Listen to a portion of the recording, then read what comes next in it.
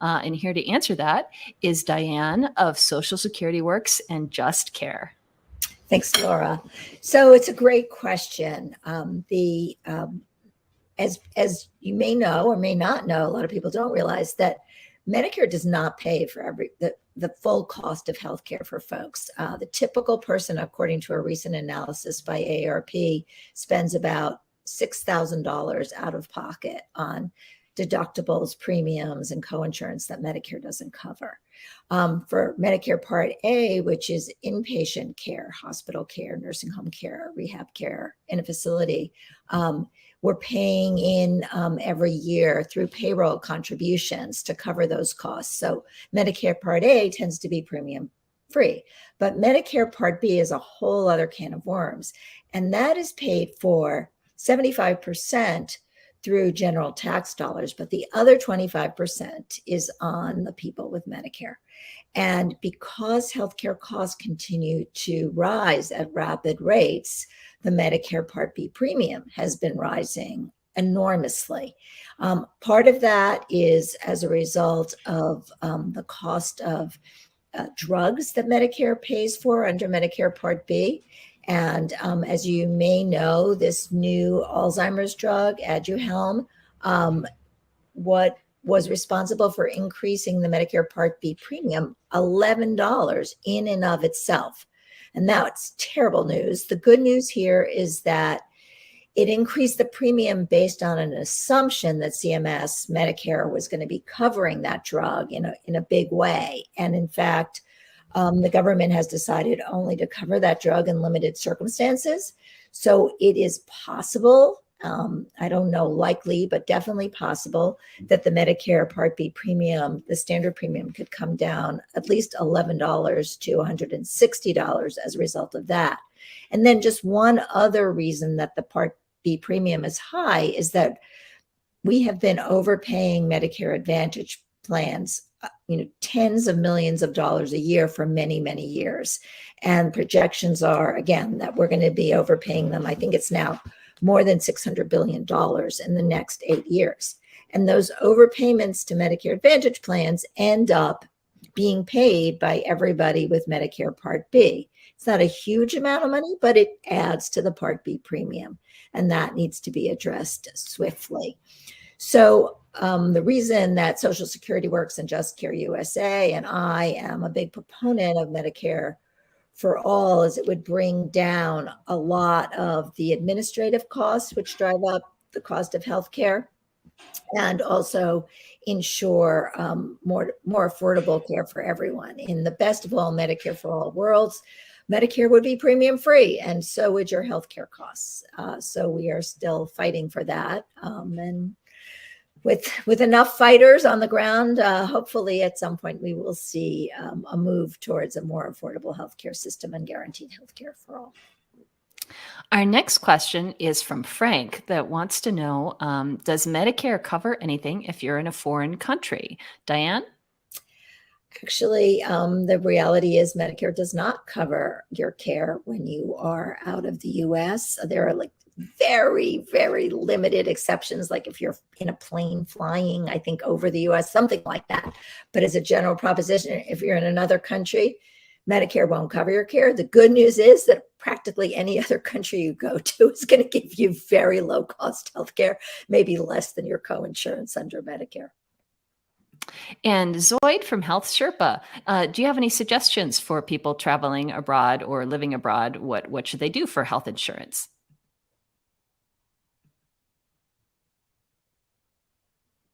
You're muted. Thank you. I specialize mostly in the Affordable Care Act plans, and unfortunately, these typically don't cover care outside of the U.S. either. I believe I have seen a couple here and there that will cover emergency care outside of the U.S., but otherwise, it's only within the U.S. If you're traveling, there is travel health insurance that can be a good idea, kind of depending on your situation and where you're traveling. But as usual, when we talk about plans outside of the Affordable Care Act or Medicare, They're not held to the same strict standards. You have to really look at the fine print and make sure you understand what your plan covers. Just as one example, you might want to make sure that medical evacuation is included in case you have a really serious emergency. Great. And our next question is from Anne. I often go in with a prescription and I'm advised that Medicare may not cover this, that, or the other test, and that I would be financially responsible for hundreds of dollars out of pocket. When calling ahead of time, they say they can't tell me until after blood is drawn and sent to the lab, and then they'll decide the pricing. It seems like a lose-lose situation. I'm wondering if anybody else is as frustrated as I am and not being able to get the results that doctors are ordering because we won't know ahead of time about the cost. Do you have any helpful advice about this, Diane? So it's a great question. The way the regular traditional Medicare program works, as a general rule, if a lab provides you with a test and Medicare denies payment, the lab assumes the cost of the test. And so in cases in which the lab is not clear that Medicare will pay, it tells the patient that they have to pay up front. It makes you sign a waiver agreeing to pay privately, which of course makes it hard for a lot of people to even get the test. The reality is that Medicare does pay for all reasonable and necessary lab tests. And so the question then becomes, can you get the help of your doctor who prescribed the test in writing to explain why the test is reasonable and necessary and share that with the lab? In that case, perhaps the lab will not make you pay up front, and it will feel more comfortable billing Medicare for the cost of the test. But in other instances, if it still won't bill Medicare directly and wants you to pay up front, the best you can do if you really want the test is to pay up front and then ask the lab to send in the bill to Medicare with the letter from your doctor explaining why the lab test is medically reasonable and necessary. And most likely, in most cases, Medicare will pay because it must pay if it's reasonable and necessary. Now, that's on the public side of Medicare. Then there's the private Medicare Advantage side. And there, I guess, for people on that side of Medicare, you can probably go to the plan for prior authorization. And if the plan says no, you can appeal again with a letter from your doctor explaining why the test is medically reasonable and necessary. And I'm so sorry you have to go through these hoops. It shouldn't be this way. And Zoe, did you have any thoughts about what maybe they could consider?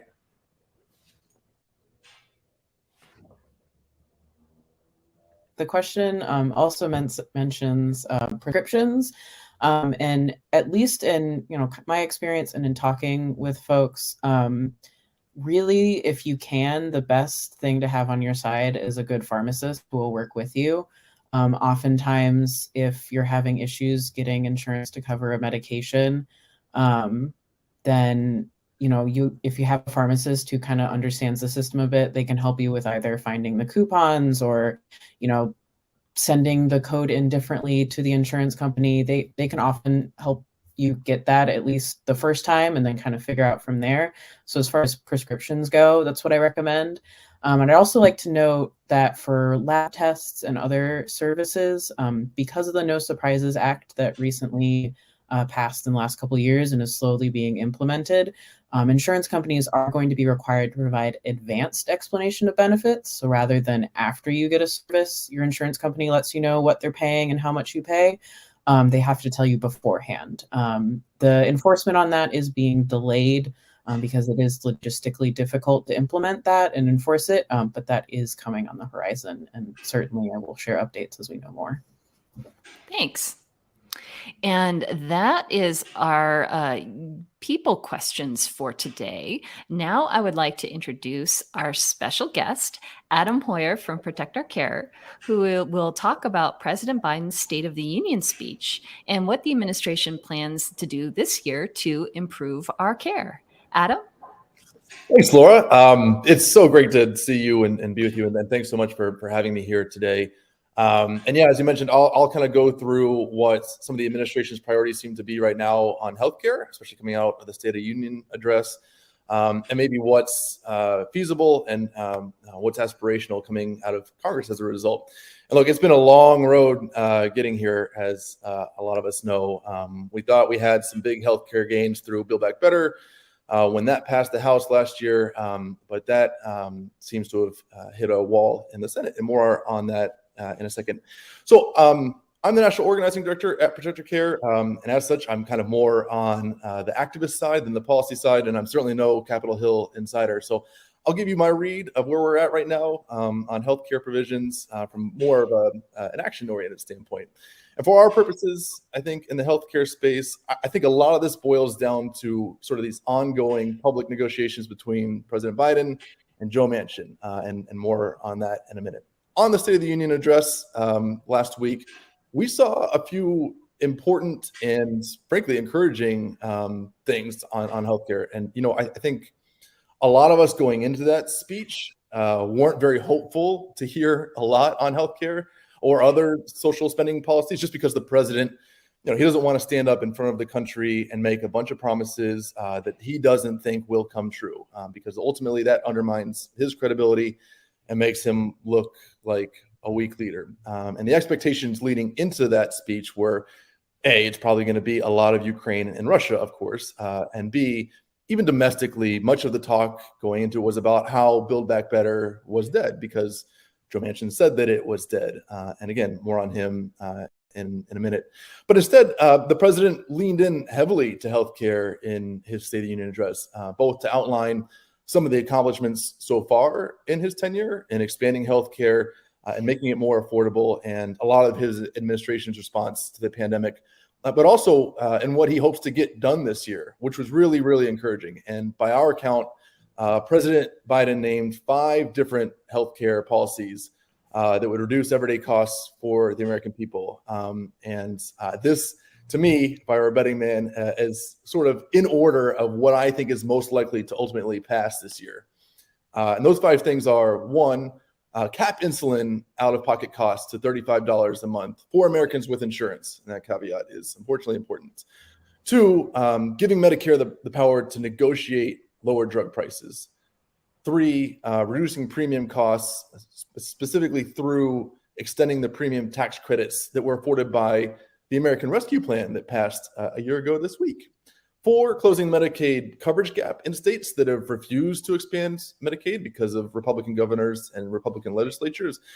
And 5, investing in maternal health, and specifically by passing the Black Maternal Health Omnibus Act that Laura Underwood has championed in Congress, which are all great ideas. We'd love to get all 5 of those passed.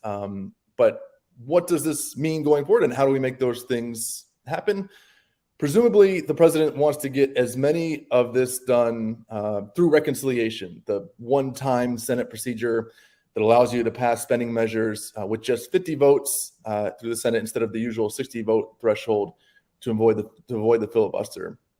That's the process through which Democrats tried to get Build Back Better passed, but once it got through the House, Joe Manchin said that he couldn't support it. So, RIP BBB. But the good news is, we still have the reconciliation procedure in our arsenal to pass something this year with just the 50 votes in the Senate. We have to call it something different than Build Back Better now, since that's what we called the House bill that failed. And I think the White House has floated Build a Better America for this potential new version. Regardless of the name, after Biden's speech, Senator Manchin immediately came out and said that there was a potential spending bill that he could support in reconciliation. And he laid out what he thought that could look like. And again, that's significant because without Joe Manchin's vote, we can't get anything passed through the Senate. All Republicans are in lockstep that they're going to oppose any measure through reconciliation. And I will say, for all the frustration and delay that Senator Manchin has caused on this, and my goodness, he has caused a lot of both. I will say he has consistently said that he wants 3 things out of this reconciliation bill. 1, he wants it to be completely paid for through tax increases and government savings. 2, he wants it to go through what he calls normal Senate order.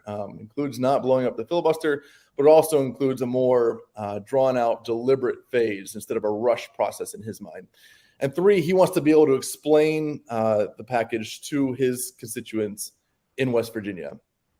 And on that first piece, that he wants the bill to be completely paid for, that's one thing that is actually pretty encouraging for us. And it's one thing that he consistently messaged as part of that is drug cost savings and allowing Medicare the power to negotiate drug prices, as President Biden mentioned in his speech.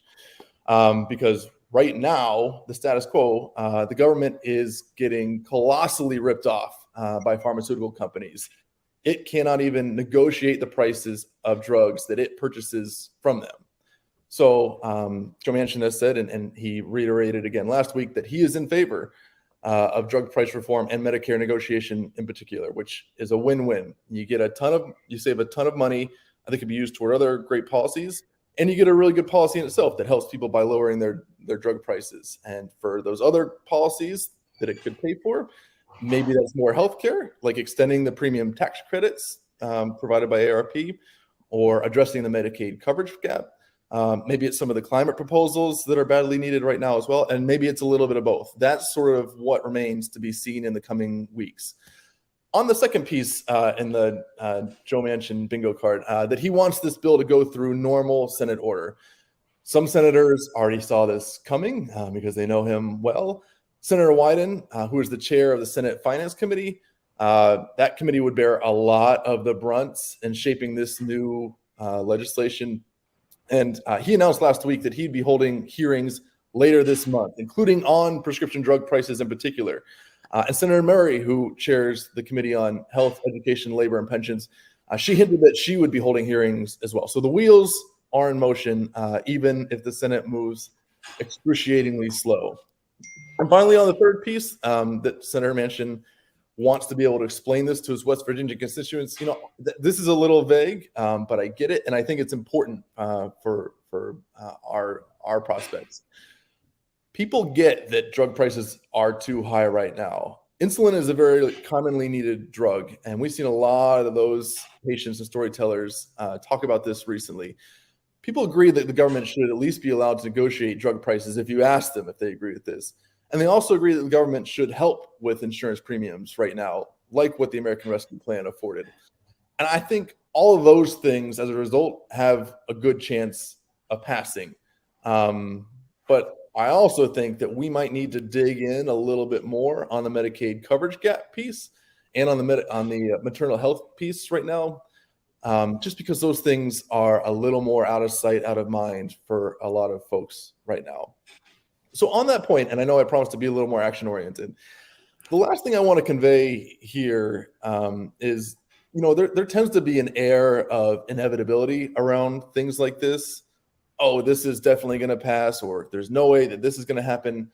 But I think even recent history has taught us that outcomes can still be influenced, especially when it comes to healthcare. And it wasn't that long ago that on the other side of the coin, we felt pretty confident that we would get a lot of healthcare measures passed through Build Back Better. And the one question mark was around drug price reform, of all things, because of the influence of big pharma on a lot of members. But now it looks like drug price reform is the most likely healthcare provision to get done through reconciliation, just because of what the president and Joe Manchin have said, and because it's such a helpful pay for a lot of other potential provisions. And again, I emphasize looks like, because I am out of the prognostication game of what's going to happen with these senators. And just seeing you, Laura, I mean, how could we forget the days of skinny repeal in 2017 when it looked like a sure thing that ACA would be scrapped entirely? And, we'd heard, McConnell won't put something on the floor unless he knows it will pass. And sure enough, John McCain cast that deciding vote. And I bring those up to say, when someone asks me what's going to happen with this legislation or that legislation, there are a few different scenarios here. And again, some are more likely than others. But the truth is we don't know. And we still have some say over what will happen. And again, Laura, I think you and I are probably biased in thinking that, a big factor in shaping these outcomes is real people sharing their personal stories. It was obviously a huge part of defeating repeal in 2017. And I always think about the activists in the disability community who were so impactful in that fight, and constituents with pre-existing conditions like yourself and myself, especially those constituents of Collins and Murkowski and even Joe Manchin and other senators, day after day, sharing their stories with them for why repeal would just devastate them. And even in this prescription drug fight, the number of patients who rely on really expensive drugs, criminally expensive drugs right now, sharing their experiences. And even at the State of the Union address, the First Lady's guest was a 13-year-old with type 1 diabetes. And the president offered up his story as an example for why we need those insulin caps. So I think it's incumbent on us to share our stories and the stories of those around us with our elected officials on social media and letters to the editor, however ways we can. They're powerful and they work. And you know that better than anyone, Laura. So I'll stop there. But thanks again for having me having me on your show today, Laura. Thanks. And I absolutely agree that what's going to happen this year is not set in stone. And you listening right now can have a big impact. So if you are paying too much for your prescription drugs, if you think health insurance is too expensive, or if you were able to afford a policy for the first time last year or this year, make sure to contact your senators and your representative and let them know what's on your mind and what you want them to do. And hopefully they are listening. And Diane, you had something to add? Yeah, I was just going to say, thank you, Adam. That was a really great detailing of the biggest health priorities on the table now. I wanted to add that Medicare Part D now has a demonstration, I believe, in every state for people who need insulin, capping the price of insulin at, or their cost for insulin, I should say, at $35 a month. So already, if you have diabetes and you have Medicare, you can choose a Part D plan. You have to go look for it, and it's a special type of, I think, innovation plan. But you will only then be responsible for $35 a month for your insulin. We need to spread that. We need to make sure that everyone can get access to that. Adam, do you have any sense of when there could be something coming out of Congress? I'm going to couch this with, I am out of the prediction game because who knows. But if we follow that timeline of committee hearings starting as early as the end of this month, and again, I think some of that might be aspirational given that, look, we have a Supreme Court justice to have hearings on. There's still the ongoing turmoil in Ukraine. But if that happens, I think next month is reasonable. They have a recess that they're up against in mid-April, and there's no motivating factor like getting to go home. So I guess that is a time to circle, is kind of that mid-April timeline. Mm-hmm. But there isn't really a deadline for using the reconciliation process except for the end of the year, right? That's totally right. There is no deadline, but the further this thing slips out, the less likely it's going to be that it gets passed. It's always easier to poke holes in things, and so I think time, in a lot of ways, is not our friend. Mm-hmm. And Zoid, what's going to happen to some people's insurance rates if nothing gets passed this year? Yeah, unfortunately, if nothing gets passed this year, then those American Rescue Plan subsidies will go away. So folks who are able to get, for example, free silver plans this year will no longer be able to get those plans. Will still be available, but they will be more expensive. Folks who have income over 400% of the federal poverty line will again be off of that subsidy cliff, so they won't qualify for any subsidies as they had in the past. So 400% of FPL, so that's the federal poverty level. So that is it. The actual income depends on your household size. So if you just Google federal poverty level, you should find some different charts that'll show you for different households their income. But essentially, there has always been that cap of folks who make over this amount do not qualify for any sort of tax credits through the Affordable Care Act. The American Rescue Plan took that away.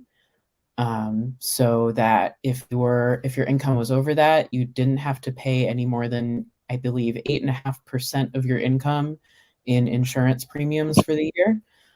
So unless you made so much that the insurance premiums were less than that, you got some sort of tax credit. So unfortunately, that would also go away after this year. So we are really hoping that that Congress will be able to pass something to extend those subsidies, because they're really helping a lot of folks not only enroll in coverage, but enroll in really good coverage, especially some of those silver plans. They can really cut down the cost sharing for a lot of folks who qualify for them. So that is our hope. Absolutely. And Adam, do you know, so are there things that the administration can do on healthcare that don't involve Congress? I don't know the answer to that question, because I think probably not much. And I should say, the administration should get a lot of credit for doing as much as they could do, including opening up an open enrollment period during the pandemic and extending Medicaid through this pandemic emergency phase. But I don't want to give an answer that is incorrect on that, so I might defer to others here. I know that HHS has the ability, at least for one particular drug, they're deciding whether to waive the patents to make it more affordable. So there may be some things around the edges that the administration can do, even if Congress doesn't pass a bill. But major reforms like what we're talking about today, we need Congress to get their act together. I just will chime in that it's the drug, I think, for MS. The Xtandi is the drug. Cancer drug, a prostate cancer drug, Xtandi. Oh, it's a prostate cancer drug. Yes. Okay. So that's one where definitely the administration has the ability to give generic manufacturers march-in rights to manufacture the drug on the ground that the price for the drug is unreasonably high. And they could do it for other drugs as well, but no administration has ever actually done it. And also things the administration can do in regards to pricing. We have a new HHS Secretary, Javier Becerra, and some of the work that he's done in the state of California has been preventing some hospital mergers, where these big hospitals merge with other hospitals to get even bigger, so that they are the only provider in an area, and then they jack up their prices that patients have to pay because there aren't other options. So certainly the administration has the ability to look at some of these mergers of healthcare providers. And if that is making a non-competitive market, they could certainly take more action than the previous administration did to stop these monopolies that hurt patients. I think also, Adam, you may know this, that the Biden administration has also talked about greater transparency and accountability from the corporate health insurance. I'm not sure only in Medicare or outside of Medicare. And it wasn't clear in what I read whether this would be an administrative act, an executive act, or whether they were going to be pushing Congress to do more on that front. I thought it was that they were pushing Congress to do more on that. I know they've already passed some transparency measures, but I think they were calling on Congress to force them to be more transparent with their pricing. Mm-hmm. Well, we are all rooting for Congress to do their job and pass healthcare reform so that all of us can benefit. Thank you, everybody, for watching Care Talk. If you have healthcare, health insurance questions, be sure to text or call in your questions, and we will answer them in a future episode. Thanks again for watching. This is Care Talk.